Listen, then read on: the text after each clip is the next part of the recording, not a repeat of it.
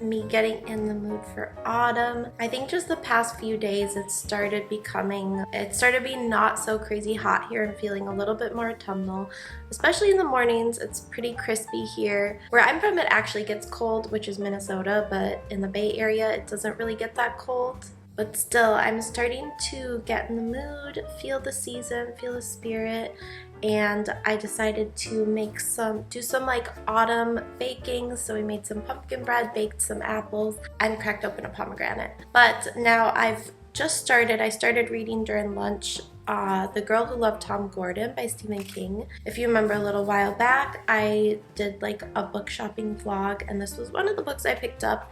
It's been on my wanting to read list for a while, and obviously October, autumn, spooky season is kind of the perfect time to delve into a Stephen King book. So I'm like 40 pages in right now. I'm about to do a little bit more reading, but mostly it's a pretty short book, but mostly it's just like set up. This little girl, Trisha, is lost in the woods. She wandered away from her mom and her brother because they were like fighting a bunch, and it was really bugging her. They were on a family hike and she had to use the bathroom, so she just like wandered away. Figured she would get right back to the trail, and then obviously doesn't. This is a great book where Stephen King writing the child's perspective, which I know he obviously does a lot to varying degrees of success, but in this particular instance so far it feels very on point. And so yeah, she's just lost in the woods. It's really kind of heartbreaking to hear her inner dialogue a little bit. Yeah, just really interesting so far. I'll keep you updated once I read a little bit more. I'm gonna read a little bit right now and then probably take my dog for a walk, so I don't know if I'll update again tonight,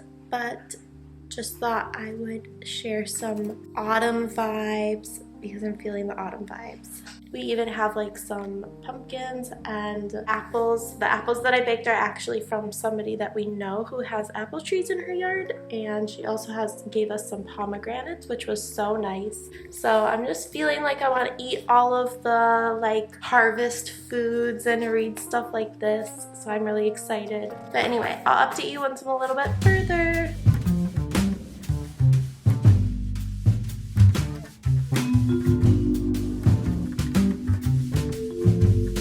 We just went for like a little walk this morning, and it was very autumnal. There were all sorts of like decorations out. It was really cute, and I just wanted to give an update because I read a little bit more last night. I mean, quite a bit more actually. I got to page like 175-ish, so I don't remember where I last was, but I think I made like a lot of progress. It was kind of like hard to put it down because it just started getting really, really intense. What started off with Trisha being lost in the woods, which was honestly, with Stephen King's writing, that was scary enough, good enough. Like, what a great, well executed yet simple concept of like a child being lost in the woods. But then of course the introduction of something kind of watching her, hunting her. We don't know what it is. We don't know any of the details. I think what really makes it so creepy is that you don't know what it is, and I think it's like that unknown being scary. So something like hunting this little girl in the woods in the dark. She's already lost. She already has these other things that are making her on high alert. It is just such a creepy concept, and it is so well executed. So I'm really enjoying this so far. This is definitely one of the better Stephen King books I've read. I feel like I say that about every Stephen King book, so I don't know, take that with a grain of salt, but I really feel like this is one of the better executions of just a really simple concept, and just it's a really good example of how practicing your craft and making sure that you really hone your talent is super important. Because obviously Stephen King is like talented, but also I think that if you've ever read On Writing, it definitely goes a long way that he just makes sure that he's always writing, and if you're always practicing something, you're going to be getting better at it. So this is just a really great example of that. Like I said, a kind of simple concept, but just executed really well. Sorry, I just had to change the angle a little bit. You maybe can hear my baby playing over there, but that's okay. Okay, I will update you once I've read more, I guess, but yeah, just right away, I just want to say 10 out of 10, 5 stars,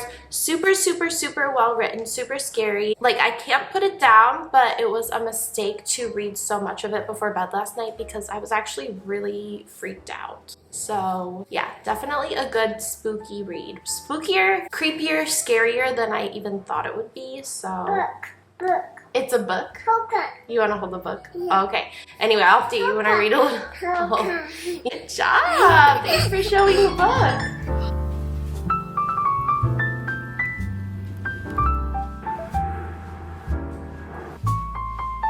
I look dorky. Dorky. Oh, thanks. Okay, I'm just giving my last update for The Girl Who Loved Tom Gordon because I just finished it last night and oh my gosh, so many thoughts, so creepy. I definitely liked the aspect of there being something kind of unknown stalking her in the woods, but what I actually didn't really like was that he did explain a little bit more what was stalking her, and I feel like that kind of, I don't want to say like it took away from the terror, but I feel like the aspect of it being like kind of unknown just added a little bit of a layer of scariness, and it still is like unknown kind of. It's like not certain what was happening, not certain exactly what was stalking her, but there's the part where she like sees the 3 like priests butterfly things in the clearing, and I just didn't really like that part. I kind of felt like that could have been omitted completely. I don't know, it would have been better without it in my opinion personally. I just kind of liked the unknown aspect. I feel like that, not that that really like explains that much, but I feel like it just would have been a little bit better without that part. I still really enjoyed it a lot. I still thought it was a great read, like 5 stars for me. Super spooky, and I don't have strong feelings about the ending is maybe the only part, but I really enjoyed the whole book from start to finish. I felt like it was just the experience of it. A lot of that type of a book hinges on, yeah, you can go outside. Yeah. A lot of that type of book hinges on like a writing proficiency and really how good of a writer you are and how descriptive you can make it, and the character and how much you can make somebody kind of want to go on that journey with them, sympathize with them. And I feel like obviously he's somebody who's mastered his craft, so it was just really well done. I'm gonna start another book today, but I'm just gonna do like a short story or a novella. I'm a little bit torn. I don't know if I want to reread Rip Van Winkle first. I'm gonna do a reread. I don't know if I want to reread Rip Van Winkle first or hit up some Sherlock Holmes. So I'm gonna decide that and I'll figure it out and let you know what I decide, but I think I'm leaning towards Sherlock Holmes because they're just some of my favorites. But anyway, I'll update you later. Otherwise, this vlog might be ending here. I don't really know. I'll see you later.